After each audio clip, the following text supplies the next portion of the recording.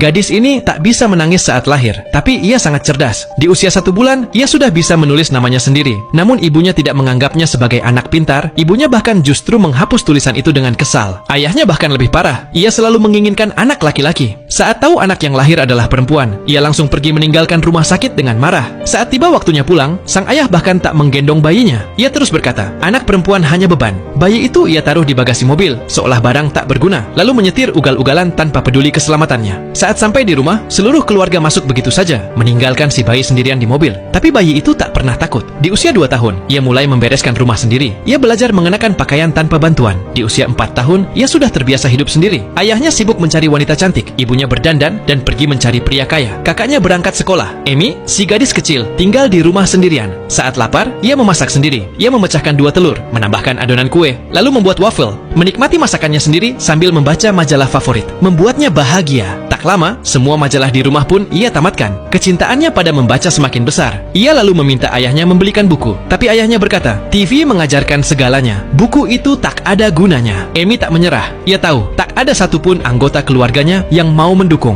Ia harus melangkah sendiri. Keesokan harinya, saat semua orang pergi bekerja, Amy mencari alamat perpustakaan dari buku telepon. Jaraknya 10 km, tapi itu tak menghalanginya. Ia pergi ke sana, berbicara sopan pada pustakawan, lalu masuk ke bagian anak-anak. Petugas perpustakaan terkejut melihat anak sekecil itu sendirian. Tapi Amy tak butuh siapapun. Ia merasa damai di tengah-tengah buku. Sejak hari itu, ia datang ke perpustakaan setiap hari. Ia menamatkan semua buku anak-anak, lalu beralih ke buku-buku yang lebih sulit. Pustakawan sangat terkesan dengan dedikasinya, hingga akhirnya memberikan Amy kartu perpustakaan sendiri. Kini ia bisa meminjam buku dan menghemat waktu tempuhnya. Tahun pun berlalu. Amy kini berusia 7 tahun. Ia sudah banyak belajar dari buku. Ketika dirasa cukup umur untuk sekolah, ia meminta ayahnya mendaftarkan dirinya. Tapi sang ayah yakin usianya baru 4 tahun. Ia bertanya pada istrinya, dan ibunya bilang 5 tahun. Padahal Amy sudah 7 tahun, tapi tak ada yang peduli. Saat akhirnya tahu bahwa Amy diperbolehkan sekolah, ayahnya mulai khawatir. Karena banyak paket dan barang dikirim ke rumah. Ia pikir harus ada yang di rumah untuk menerima kiriman. Akhirnya Amy tak jadi bersekolah, dan mimpinya pun hancur. Ia masuk ke kamarnya, dan menangis di hadapan buku-bukunya. Suatu hari, ayahnya pulang dengan wajah gembira. Ia baru saja menjual banyak mobil bekas. Ia meminta putranya menghitung uang. Tapi sebelum anak itu menjawab, Amy sudah menyebut jumlah totalnya dengan tepat.